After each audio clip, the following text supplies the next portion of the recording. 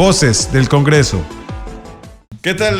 Bienvenidos a Voces del Congreso, un programa diseñado para darle voz a quienes están en la Asamblea Legislativa, y hoy nuestra voz invitada no es diputado ni diputada, sino que vamos a darle voz a quienes están precisamente trabajando con los diputados, quienes hacen posible la presentación de proyectos, el seguimiento de los diferentes temas que los diputados eligen llevar a cabo acá en la Asamblea Legislativa. Andrea Muñoz y don Daniel Álvarez nos acompañan el día de hoy. Compañeros, hola, muy buenos días. ¿Qué tal? Un gusto, bienvenidos. Muchas gracias por el espacio. Es un placer tenerlos por acá, porque vamos a verlo, lo hablábamos extra micrófonos. Hay mucha desinformación y hay muchas ideas de la ciudadanía con respecto a la labor del diputado y aún más con respecto a la labor de los asesores. Y hoy queremos, o la intención es precisamente darle a conocer a la ciudadanía cuál es la función de un asesor, de un diputado en la Asamblea Legislativa. Inicio con la dama, ¿verdad? Andrea, coméntenos acerca de su experiencia. ¿Hace cuánto acá en la Asamblea Legislativa y cuál ha sido su transcurrir dentro de la función en el Congreso?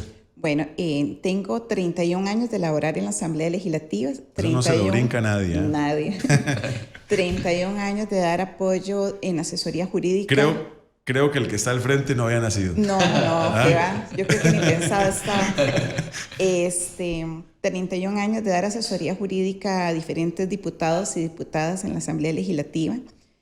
Ha sido todo un proceso de crecimiento y de aprendizaje. Cuando uno trabaja aquí se da cuenta que uno termina siendo un todólogo, aprende de todo, sabe de todo y no es especialista en nada. Bueno, en derecho parlamentario. La labor de un asesor de diputado es bastante compleja. La percepción no valora la labor que hacemos, porque en realidad en la Asamblea Legislativa hay múltiples instancias de trabajo. Hoy día operan más de 55 comisiones legislativas, más comisiones plenas, más plenario legislativo. Así que un equipo a veces de 5 personas en un despacho son poquitas para poder enfrentar la carga de trabajo. En el caso de Daniel y el mío, somos asesores del plenario legislativo, donde es un poco más compleja la discusión y el trabajo, porque tenemos, para el cierre del periodo de ordinarias, teníamos más de 450 proyectos de ley en primer debate.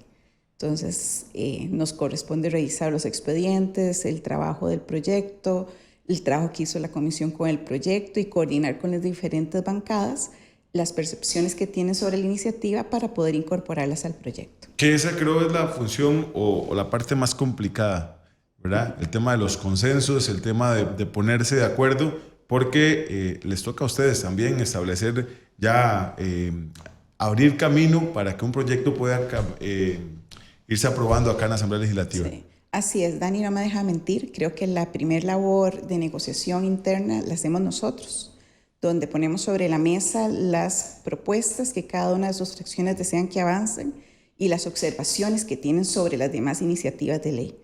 En esa percepción trabajamos, o en esa línea de trabajo aportamos todos y plasmamos la percepción que cada fracción tiene sobre la iniciativa para irla mejorando. Siempre nada es perfecto, todo es mejorable en esta institución y todos los días tenemos que estar revisando la complejidad del sistema jurídico costarricense para evitar que tengamos duplicidad de leyes, que tengamos contradicción con otras leyes, pero es un trabajo que hacemos en coordinación también con la parte administrativa. Dani, háblenos acerca de su experiencia, ¿verdad? Y también vamos de parte suya con el tema ser asesor de despacho y de fracción, porque eso amerita bueno, en el despacho es el taller donde ustedes van construyendo las propuestas de los legisladores, y muchas veces esa propuesta que ustedes redactan no termina siendo ni una sombra de lo que al final sale convertido en ley. Totalmente, bueno, muchas gracias por la invitación, Pablo. Estar con una gran maestra que es para mí, Andrea, ya vio la experiencia que tiene.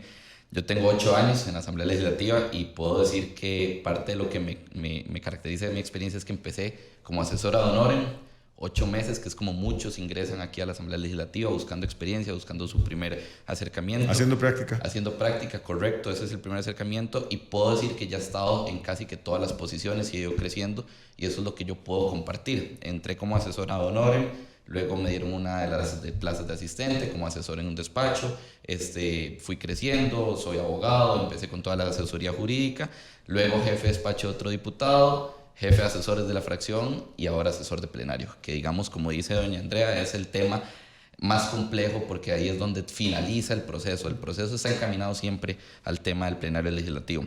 De la pregunta que me hacía, el tema de despacho, por supuesto, es muy complejo.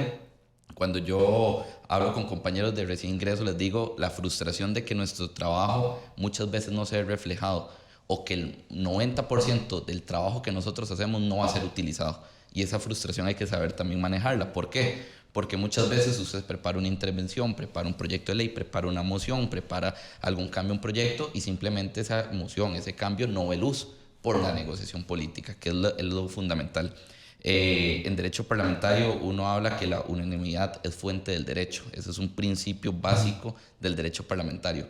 El reglamento podrá decir lo que sea, la ley podrá decir lo que sea, que aquí 38 votos o en una comisión la unanimidad puede cambiar lo que sea. El consenso mata todo. Correcto, esa es la premisa de nosotros. Entonces, buscar ese consenso, buscar esa negociación política es fundamental.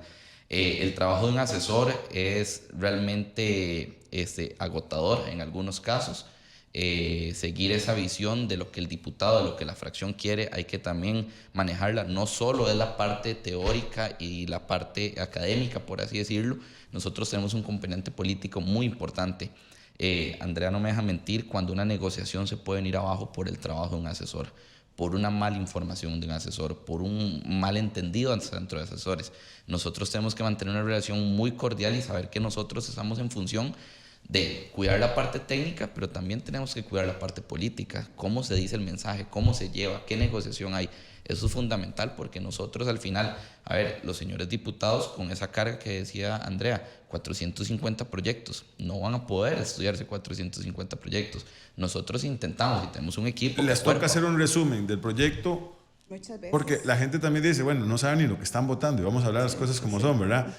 Ustedes tienen que hacerle un resumen al diputado para que él entienda cuál va a ser el tema, porque también los diputados no son todólogos, ¿verdad? No saben de todo, algunos que tienen su especialidad y también depende mucho del interés del diputado, ¿verdad?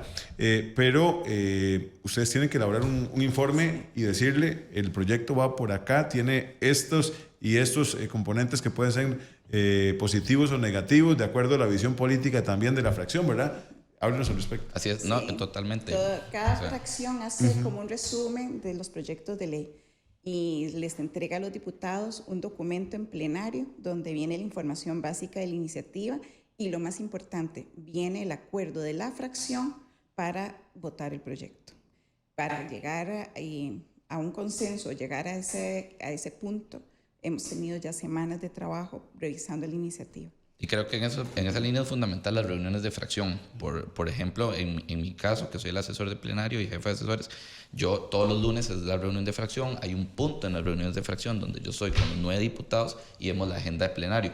En ese caso, la agenda de plenario, previamente nosotros como asesores ya vamos sabiendo, o sea, qué iniciativas van a ir avanzando de acuerdo a las necesidades o a los intereses de las fracciones. En el caso de la fracción unidad, yo llego, solicito, quiero que este proyecto vaya avanzando, las otras fracciones lo piden, los estudiamos y yo voy y converso con los diputados. Viene ese proyecto, esto, de acuerdo a la línea ideológica, de acuerdo a la línea partidaria, de acuerdo a los intereses de los diputados, tengamos cuidado con esto. Vean, tiene este punto, a ustedes puede ser que esto les interese. Hay algunos proyectos que estaremos también muy de acuerdo, ¿no? Ese proyecto nos parece muy bueno por eso y ese punto.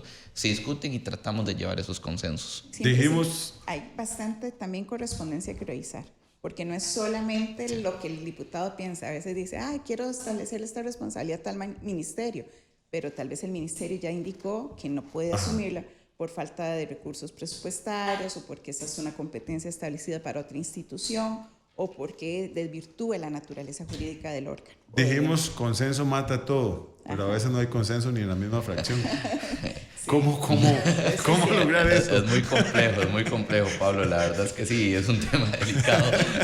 Pero realmente sí, o sea, para eso de eso se trata los acuerdos de fracción que hablaba Andrea. O sea, un acuerdo de fracción. Más a veces el pleito más duro es en la casa. Totalmente. Y estar en medio de esos pleitos no deja de ser entretenido a veces. Pero no, totalmente. A ver, hay diferentes posiciones, hay diferentes realidades. Inclusive ahora fuera de micrófonos Andrea tocaba una parte muy fundamental que es el tema rural. No es lo mismo un diputado de San José que un diputado de Guanacaste. Tienen visiones totalmente diferentes, responden a públicos necesidades diferentes. Completamente diferentes. Las realidades de las poblaciones son muy diferentes. Lo hablábamos hace un momento, a veces creemos que Costa Rica es el área metropolitana, padecemos de vallecentrismo, ¿verdad? Y entonces cuando salen del área metropolitana se dan cuenta que la ley que estaban trabajando no era precisamente lo que viene a resolver un problema o una necesidad de la comunidad. Y hablábamos de la ley de tránsito. Por ejemplo. Que acá, por ejemplo, hablamos de restricción vehicular y uno va al área rural y... Sí. ¿Qué es eso? ¿Qué es eso? No saben. O que usar el casco, que si bien es un asunto de seguridad de verdad para los pasajeros, cuando uno ve pasar en la zona rural una motocicleta con toda la familia, uno dice, bueno, ¿y dónde se quedó la ley de tránsito? Pero no la conocen, o la necesidad los obliga a... Y así tenemos múltiples ejemplos. Y esa parte de esas necesidades es lo que hace que esa discusión también sea rica dentro de la misma fracción, porque le dices que, a ver, usted no conoce cuál es mi realidad, bueno, ¿cómo la fortalecemos? ¿Cómo incorporamos esa realidad también de acuerdo a lo que yo considero y tratar de llegar a ese acuerdo? Hay otro aspecto que es fundamental y es el tema de los plazos, el tema del procedimiento, que es el que a ustedes le toca, ¿verdad? Ser muy quirúrgicos en eso, porque el diputado anda en tantas cosas que se le puede ir, qué sé yo, alguna moción o algún plazo, y eso puede ser fatal en el procedimiento legislativo. Nosotros trabajamos con calendario en mano, y a mano, ¿verdad? Porque a veces se nos van las cuentas y tenemos que estar, que son 5 días hábiles. No, en este caso, como un proyecto de liquidación de presupuesto, tiene un plazo determinado para tramitarse. Entonces nos tenemos que sentar con el calendario en mano y contar los días para fijar la última fecha posible de conocer, para que ellos lo puedan llevar las asesorías a sus fracciones al interno y definir una fecha en los días previos. Tanto los plazos como la cantidad de proyectos que puede contener una moción va a determinar también del trabajo que haga el asesor. No, y perdón, Pablo, esa pregunta de los plazos me da pie para algo importantísimo, que es también el trabajo de un asesor, y es explicarle al diputado cuando no se puede hacer algo, y eso es complicadísimo. Porque a veces... Porque el diputado quiere. Exacto. Sí. Y a veces un diputado entonces no entiende el procedimiento, qué es lo que nos toca a nosotros garantizar, o es que ¿por qué esto dura tanto? ¿Por qué lo mío no sale? Que no entiendo, si ya pasó, ¿qué es lo que está pasando? Bueno, hay plazos establecidos, hay temas que... Ahí no. Solapadamente toca otro tema muy importante, el tema de los egos. Que a ustedes también les toca lidiar con eso. Sí, Pablo, creo que también. ¿Qué preguntas más comprometedoras, verdad? Nosotros seguimos siendo empleados. No, Pablo, la verdad es que sí es complicado, es difícil. Es que es un tema de personalidades, o sea, no lo veamos por ego, sino es un tema de personalidades. Acá vienen 57 personas diferentes cada 4 años, ¿verdad? Y todas vienen con una formación diferente, con ideas diferentes, con creencias diferentes. Y al final, todas tienen que converger en el plenario legislativo. Creo que eso también se debe a la estadística. Recordemos que el cierre del periodo legislativo hace una estadística de cuántos proyectos presentó la fracción, cuántos de esos proyectos se hicieron ley y cuántos de esos proyectos pertenecen a uno u otro diputado.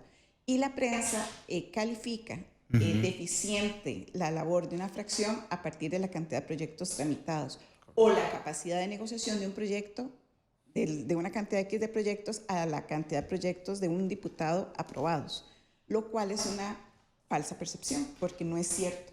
Aquí hay proyectos buenísimos que hemos tramitado y que hoy son leyes de la República que han tenido un impacto positivo en la población, pero que han trascendido de una administración a otra. Y cuando trascienden, son heredados, y cuando los adopta un diputado llegan a ser ley de la República, pero esa estadística se invisibiliza dentro de ese análisis tan cuadrado que se hace del trabajo. Y en esa estadística hay un tema importantísimo que toca Andrea, que es muy difícil y para uno como asesor uno trata, y es que el diputado viene aquí y entonces cualquier cosa lo quieren arreglar con ley, porque ellos no pueden hacer ley. Eso es un tema muy complicado de explicar.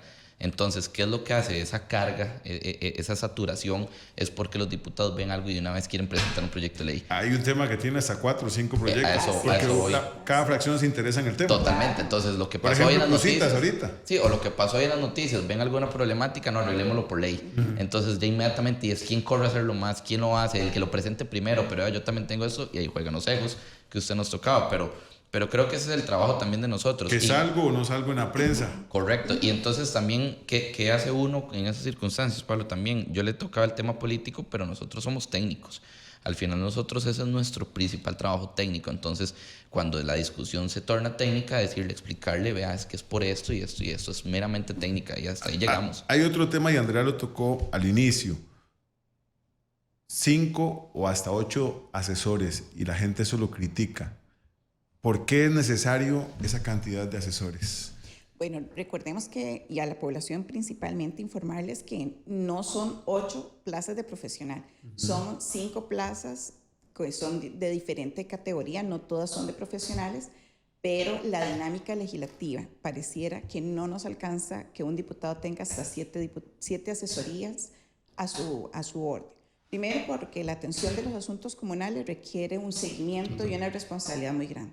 Tramitar a veces un proyecto de ley de donación de un terreno parece algo muy simple, o aquí lo hemos llamado con cariño proyectos chayote, pero en realidad no son proyectos sin importancia porque tienen un impacto para la comunidad, para la construcción de un EVAIS, para la construcción de una escuela, para el mejoramiento o ampliación de un colegio, para la construcción de un tanque de captación de agua.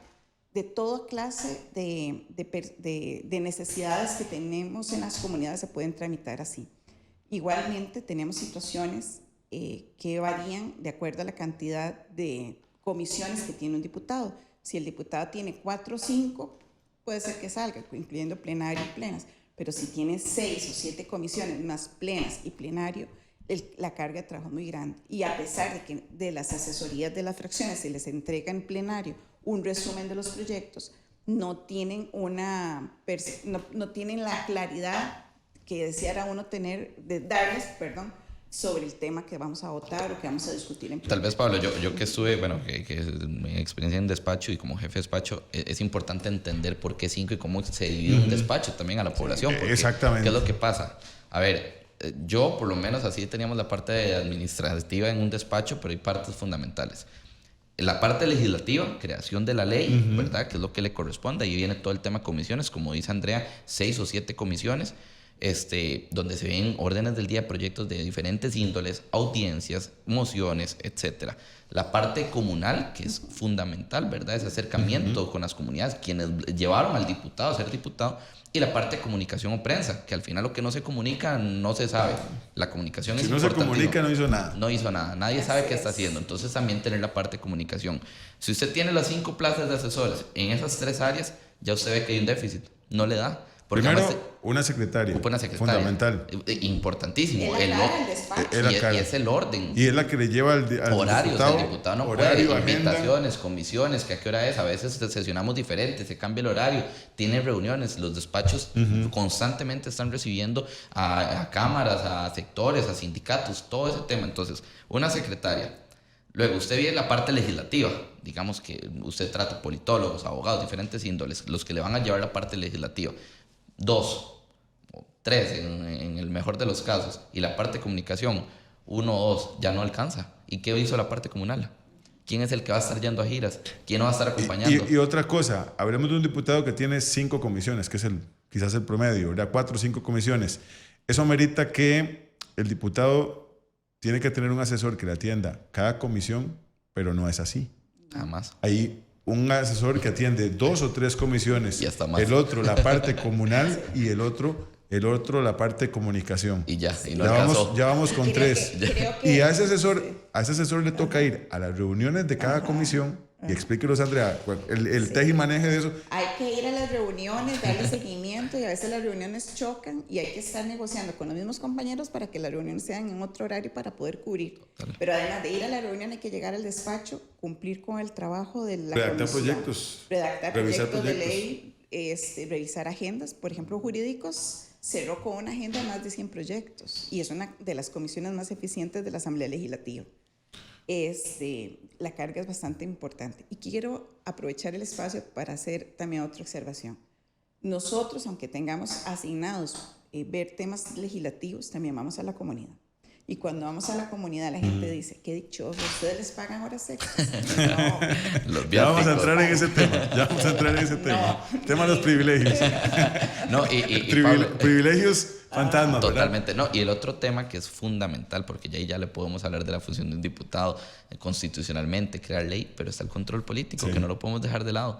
Y el control político no es nada más y menos que investigación. Yo en un momento del tema legislativo de mi experiencia me dedicaba a control político. Cuando usted tiene una investigación de control político y usted ve una contratación que se está haciendo mal en el ICE y el diputado le dice, mandemos un oficio pidiendo que qué está pasando en el ICE y a usted le devuelven 600 páginas de contratación, ¿en qué momento se le usa eso? Mientras llevo 3 comisiones. Y en las 3 comisiones tengo audiencia. El lunes en donde viene el diputado y tengo que tener las preguntas.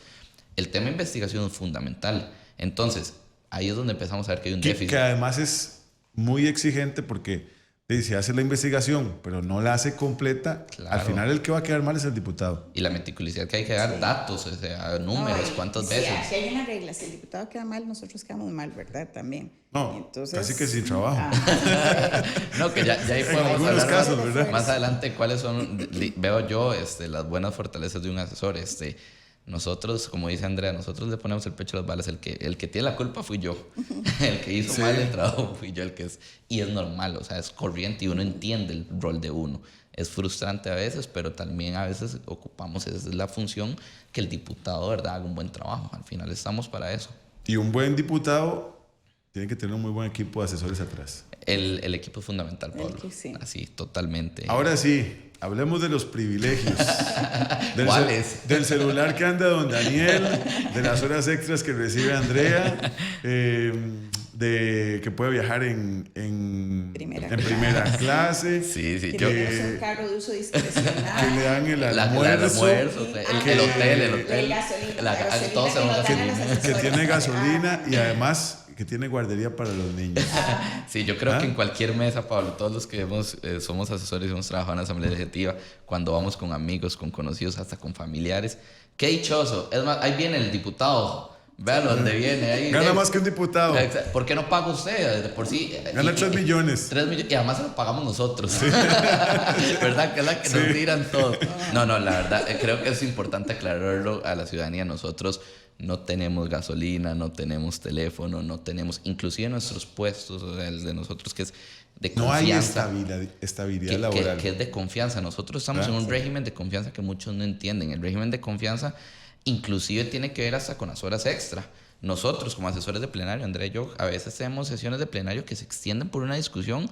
Son las 9 de la noche, aquí estamos y no nos cubren ninguna hora extra. Cuando tampoco nos mandan a traer comida, como nos dicen a veces. Sí. Ya eso se perdió. Y levantan a las 6. O sea, el plenario debería levantar, como le conocemos nosotros, la sesión a las 6. Son las 9 de la noche y ahí estamos. Y ahí no hay pago horas extra. A veces tenemos reuniones que tenemos que estar aquí a las 7 de la mañana, 8 de la mañana, porque una delegación viene, porque hay un tema muy grande que tratar. No hay horas extra, no hay celular, no hay gasolina, no hay viáticos. No. Y hay lo siguiente. O cuando me dicen, qué dichoso, ustedes salen los viernes al mediodía. Y yo, perdón, ¿dónde? Sí, o sea, tenemos trabajo pendiente. El horario es hasta las 12, pero no, igual que el de entre semana, es hasta las 6. Pero ese tema es fundamental y que dicha que Andrea lo toca, la disponibilidad. Sí. Nadie nos cree que nosotros somos 24/7. Y cuando decimos 24/7 es que a mí un domingo a las 5 de la tarde. Le iba a poner un ejemplo porque he salido con Daniel. Y sí, la moción del próximo, sí. El informe de tal. Comiendo. Sí, deme un momento porque tengo que. Año trabajé, en una ocasión trabajé con una diputación que la hora de coordinación del trabajo semanal era los domingos a las 5 de la tarde. Uh-huh. Y para mí era normal. Y yo prefería que fueran los domingos a las 5 de la tarde, porque ya todos sabíamos el resto de la semana a qué nos enfrentábamos cada uno y cuáles eran las prioridades. Porque también ese espacio de comunicación con el diputado o la diputada es fundamental para establecer las prioridades que él tiene durante la semana o la información extra que él puede tener de una reunión de fracción o de una reunión con un grupo de interés o de prioridad que pueda tener un grupo en la institución. Entonces, eso es muy variante. Yo estoy seguro que los dos al despertarse lo primero que hacen es revisar el teléfono. Totalmente. para ver el tema de agendas. Totalmente, ¿no? Y ya tienen mensajes de, porque algunos diputados ni duermen, eso es lo peor. No, totalmente. No, y además ellos también, a ver, yo entiendo mucho el papel de un diputado, el diputado que anda en la calle y lo topan, pero ¿qué pasa con eso? No entiendo, pero explíqueme. Entonces también uno tiene que estar disponible. El diputado quiere hacerlo bien. Claro. La mayoría de los diputados quieren hacerlo bien. Total, y tienen ocupan certeza en lo que están comunicando. Entonces, cuando ellos están en la calle y les hacen una consulta, por lo supuesto que uno tiene que estar disponible para poder atender esas consultas.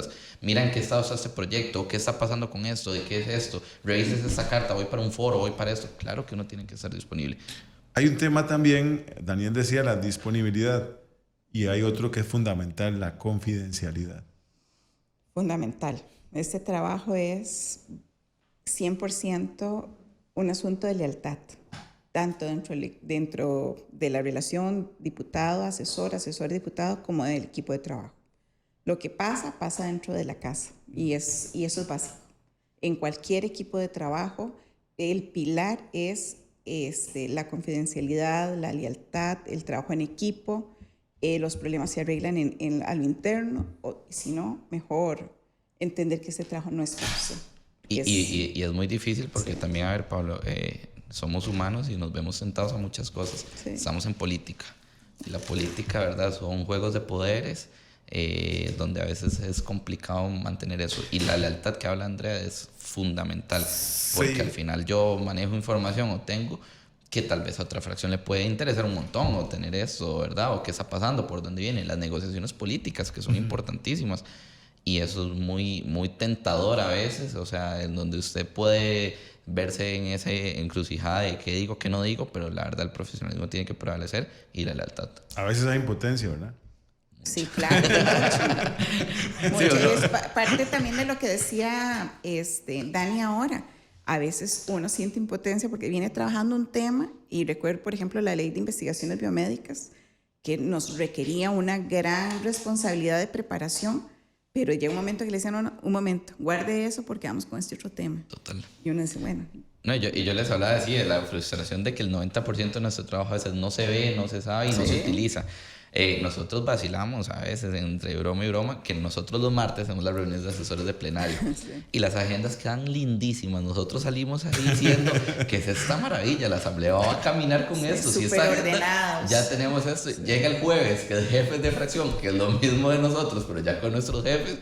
Y nosotros todos nos volvemos a ver como diciendo, o sea, ¿por qué no nos dejan? Pasa que dicen, está la agenda para salir a las 6 y lo mínimo, y se armó aquello, incendia. Y ni siquiera terminó con la sesión. Total. Entonces es parte de la dinámica, que a la gente le cuesta muchísimo entender la dinámica política legislativa. Es parte, manejar eso es difícil, y también uno lo entiende.